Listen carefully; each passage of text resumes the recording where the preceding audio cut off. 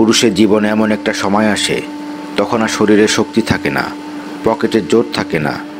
এতদিন যাদেরকে খাওয়িয়েছিল, যাদের কথায় নাচছিল, তারা কেউ পাশে থাকে না। পাশে থাকে একমাত্র ওই অবলা নারী, তার স্ত্রী, যাকে সে দিনের পর দিন অবহেলা করেছিল, মানুষের কথায় তার উপর মানসিক শারীরিক নির্যাতন করেছিল।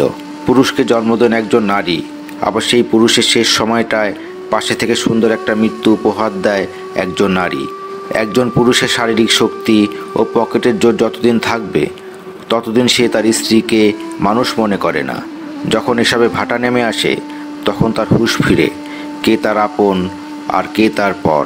আসলে তখন আর কিছুই করার থাকে না।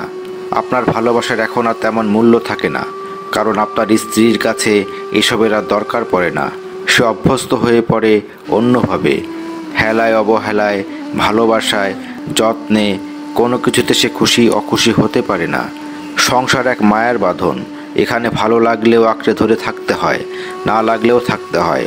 কত শত সংসার টিকে থাকে শুধুমাত্র সন্তানের মুখের দিকে চেয়ে। সেই সন্তানও একসময় পর হয়ে যায়। শেষ বয়সে এসে পাওয়া না পর হিসাব মিলাতে গিয়েও হিসেব মেলে না। সেই অবহেলিত অযাচিত নারী আপনার শেষ বয়সে আপনাকে বাহুডোরে বেঁধে রাখে বিপদে আপদে, সুখে দুঃখে। আজ থেকে সতর্ক হন, নিজে সহধর্মিণীকে মূল্য দিন। শেষ বয়সে অন্তত লজ্জিত হতে হবে না তার কাছে।